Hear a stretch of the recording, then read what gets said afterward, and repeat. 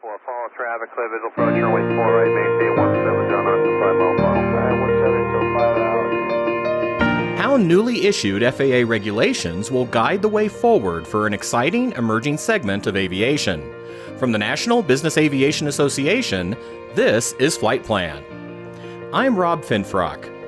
Arguably the biggest news to come from NBAA's Business Aviation Convention and Exhibition last October was the opening day announcement of the FAA Special Federal Aviation Regulation, or SFAR, titled Integration of Powered Lift, Pilot Certification and Operations, Miscellaneous Amendments Related to Rotorcraft and Airplanes.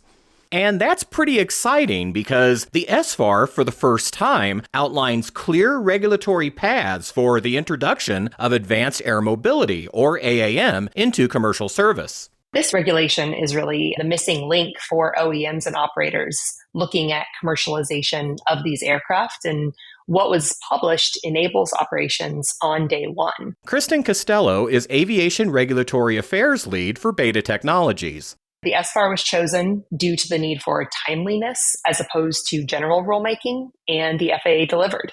An SFAR by design, it's 10 years in duration. And, there's an inherent understanding that there are ways to improve, but real world data is needed. So what this does is it essentially allows the industry to progress and the FAA to gather the valuable information data that they need from safe integration of these vehicles to inform on that future rulemaking. Also joining me is Ryan Nareau, Aviation Policy and Regulatory Affairs Lead at Joby Aviation. And Ryan, given that both your company and Kristen's have been working so long on these vehicles and that you're already flying near production aircraft, this SFAR both codifies the regulatory environment for AAM, but also kind of catches up with the industry's progress. Well, that's right, Rob. I think that looking back at some of the early days of the eVTOL industry, now the powered lift industry for the most part, we had a sense of regulatory certainty when we were being type certified as an airplane with special conditions for electric propulsion and the capability to take off and land vertically. Amendment 64 to Part 23 introduced performance-based airworthiness criteria and had specifically considered new technology aircraft like our own. If we were an airplane, category qualified rules in our operating rules that say what airplanes can do would have been the baseline.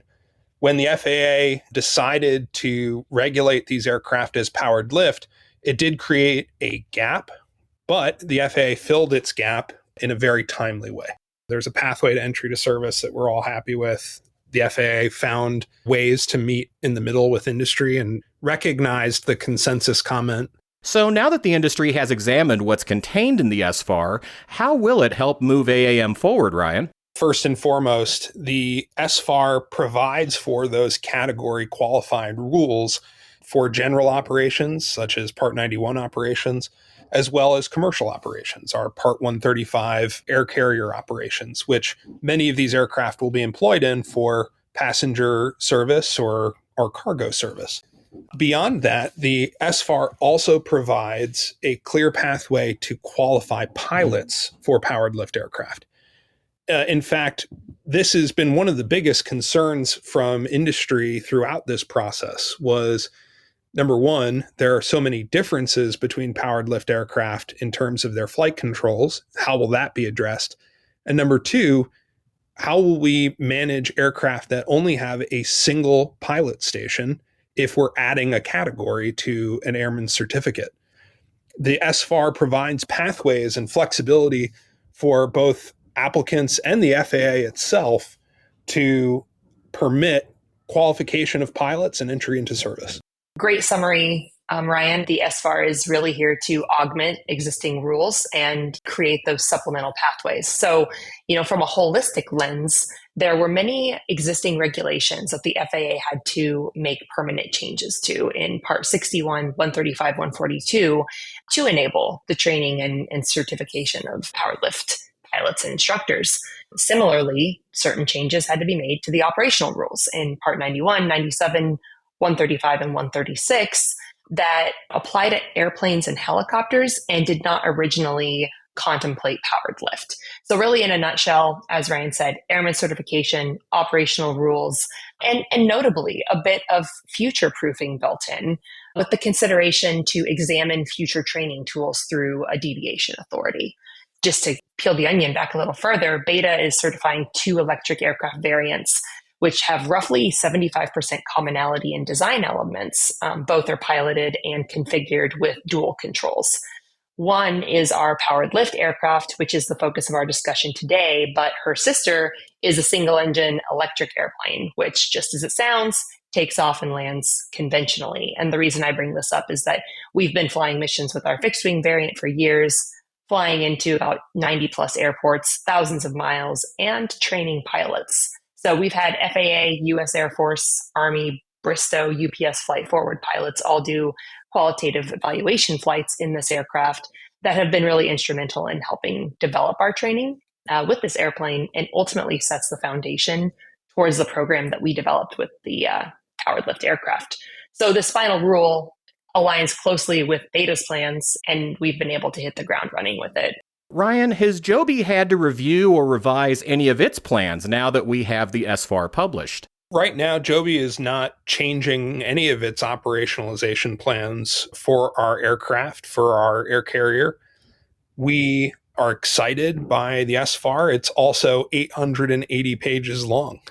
So it has taken some time to process, to identify maybe if there are any sharp edges. What we're really happy about is there's almost none. Everything that we were concerned with and commented against in the NPRM has largely been addressed. We also recognize that there's going to be further improvements over time because this is an SFAR, because it's able to be amended in the next 10 years and likely will then move to permanent rulemaking in 10 years. So honestly, for us, it's a huge win for the FAA and for U.S. powered lift industry. Given that the SFAR is an interim step, as you and Kristen both mentioned, is there anything the SFAR lacks that you hope might be included in future regulations? Well, I think we're really excited for the future private pilot certificate pathways for powered lift. Right now, the focus of the SFAR is on converting commercial airplane or helicopter pilots to be commercial powered lift pilots. But there certainly will be products that will be marketed and type certified as powered lift that general aviators may want to acquire and use for their own non-commercial purposes. The FAA still has some work to do there, but we're really excited about the pathway we're on. To echo Ryan's sentiments, we're very happy with what was delivered. And this does enable the FAA to gather the data for future rulemaking. The SFAR was well defined for pilot certification and operation of powered lift, and there were things that they could have included. There were a lot of industry comments that suggested various directions, including the future of autonomy. But defining the scope that would enable applicants now had a purpose, and this fulfilled it. So looking at the timelines and the amount of ground covered here, the FAA did a phenomenal job and accurately scoped the effort. And overall, the SFAR is very positive for industry. So we have that clarity. It allows us to move forward and plan. Looking particularly at business aviation, the adoption and operationalization of these technologies as championed by the Climbing Fast campaign brings us one step closer to achieving the goal of carbon reduction. So important to have a timely entry into service from multiple vantage points. So let's dive into the bigger question that I'm sure many are asking. Now, we have the SFAR, Kristen. We have companies like Beta and Joby and several others with AAM vehicles nearly ready to enter service. So when can we expect that to happen, and what will those operations look like? Interestingly enough, when you look at the definition of AAM, right, and the SFAR actually provided a couple of definitions. And the summary of all three is essentially the transportation system that moves people and cargo using revolutionary new aircraft. This can include urban air mobility and regional air mobility. Some definitions point to electric aircraft or eVTOL specifically, and also point to manned and unmanned aircraft. AAM operations are already happening in the NAS, whether it be proof of concept, research and development, etc.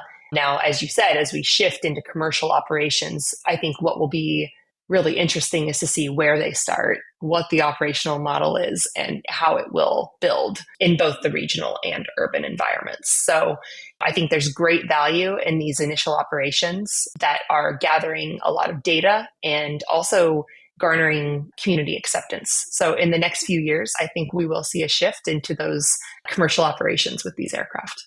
I think it goes without saying that commercial operations are predicated on type certification of these aircraft. And so now that the pathway for both airworthiness of these vehicles and operations have been laid out by the FAA throughout 2024, 2025 is all going to be about execution. And it's going to be about completing tests for credit. So keep an eye out in 2025 for more progress markers on certification, and you'll have a better idea of when commercial operations are about to start. How about longer duration or expanded missions? Well, it's also really exciting to think about what the scope of this SFAR means. It also includes large turbine-powered lift aircraft like the AW609. That aircraft will be essentially a turboprop aircraft in cruise flight, but have the capabilities of a helicopter for takeoff and landing. Those missions will be New York to Boston, New York to Washington, D.C., et cetera. So there are products already in their closing stages of type certification to meet the needs of those longer distance flights at high speed and great range. I think that when you look at the capabilities of eVTOL, it's been exciting to see that almost every US manufacturer has begun exploration of derivative products that include hybrid powertrains. At Joby, that's included a hydrogen electric technical demonstrator that flew 500 miles on a single charge and a single load of hydrogen, cryogenic hydrogen. There are others that are looking at turbine power plants that supply generators. One of the things that we should keep in mind is that while battery electric starts first, it is one step along the way to even greener and more sustainable general aviation and business aviation. To follow up on what Ryan said, we've been doing work with the hybrid model as well. And we see it as a really solid path forward, especially with the military applications.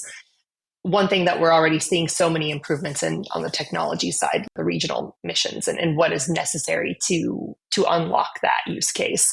And, eventually as battery technology continues to improve and has been doubling about every 5 to 7 years, we'll start seeing these longer durations and expanded missions.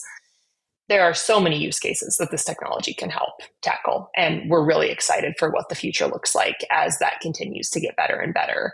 Beyond that, just looking, holistically at what can be done to further regular AAM operations. 2025 will be a really exciting year.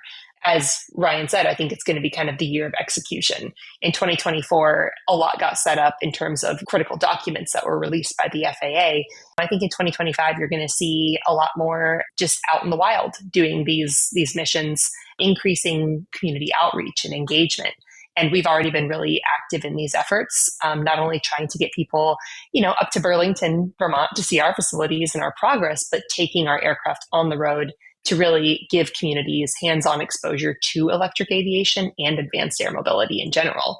And many people have never seen or heard an electric airplane. And one thing that's always amazing, and I know Ryan and Joby, they see this too, is just the shock value of hearing how quiet it is. So giving people an opportunity to get up close with it, talk to the pilots, learn, helps demystify AAM, which is good for everybody in the industry. I think another takeaway from this discussion is how much work went into this effort, not just on the FAA side, but throughout the industry as well, and particularly among your respective companies and other members of NBAA's AAM Roundtable. First and foremost, we see each other in industry as peers. The level of collaboration right now among advanced air mobility and powered lift manufacturers is really impressive. And I think NBAA and other trade associations have done incredible work bringing us together to a common table where we can discuss these safety issues and regulation openly